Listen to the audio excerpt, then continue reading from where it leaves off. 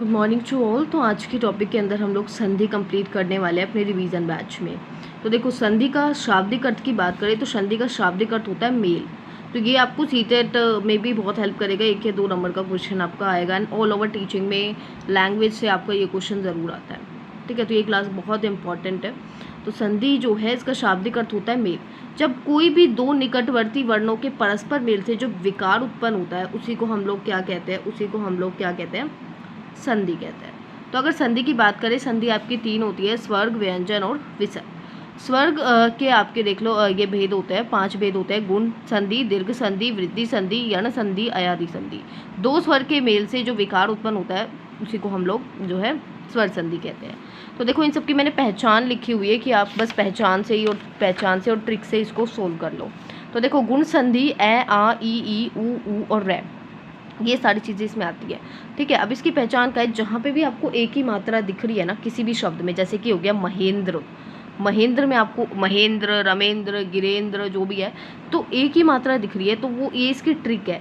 जहाँ पे भी आपको एक ही मात्रा दिख रही है दैट इज गुण संधि। ठीक है, और इसकी पहचान में क्या है, आपको ए देखने को मिलेगा, ओ देखने को मिलेगा, अर देखने को मिलेगा। जहाँ पे भी इन 3 शब्दों से किसी भी शब्द का निर्माण हो रहा है ना, तो आप गुण संधि की तरफ जाओगे। ठीक है, ठीक है, किसकी तरफ जाओगे, गुण संधि की तरफ। जैसे मैंने लिख दिया भोग, तो भोग में ओ देखने को मिल रहा है, तो वो गुण संधि का उदाहरण है। वृद्धि की तो पहचान बहुत ईजी है, इसकी ट्रिक भी मैं आपको बता देती हूँ। जहाँ पे भी 2 एक ही मात्रा आ जाए, 2 एक ही मात्रा मतलब बड़ी मात्रा आ जाए, जहाँ पे भी बड़ी मात्रा आए ना वहाँ पे आप वृद्धि संधि की तरफ जाओगे, ये इसकी ट्रिक है। यण संधि की अगर मैं बात करूँ तो यण संधि में आपका ई, ऊ, ठीक है, देख लो आप, एक बड़ा ए आ जाए और बड़ा ओ आ जाए तो आप वृद्धि संधि की तरफ जाओगे। यण संधि की बात करें तो यण संधि में ना जो है क्या होता है, देखो ई, ऊ, रे, ए, आ, ई, ऊ, ये जितने भी हैं इन सब के मेल से देखो एक विकार होता है, जैसे कि य, वै, रै। य, वै, रै के साथ जो है ना कोई भी, इसकी ट्रिक यही है कि य, वै, रै के साथ कोई भी अधूरा शब्द आ जाए, कोई भी अधूरा शब्द, जैसे कि देखो य के साथ आधा तय आ गया, अधूरा शब्द है, य के साथ आपका दय आ गया। ठीक है, फिर य के साथ आपका जो है तय आ गया, मतलब कोई भी अधूरा शब्द आ जाए ना य, वै, रै के आसपास, तो आप यण संधि की तरफ जाओगे। ठीक है, ये इसकी ट्रिक मैंने लिखी हुई है।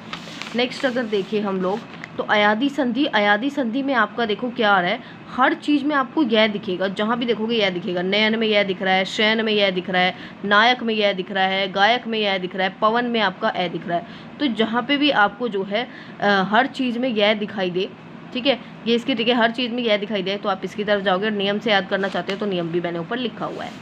ठीक है, दीर्घ संधि नाम से ही पता चल रहा है बड़ी मात्रा है, जहाँ पे भी बड़ी मात्रा आ जाए, जैसे कि आ जाए, बड़ी ई आ जाए, ठीक है, जहाँ पे भी बड़ी मात्रा हो, आ, बड़ी ई, बड़ा ओ, तो आप दीर्घ संधि की तरफ जाओगे। ठीक है, तो ये पार्ट 1 है।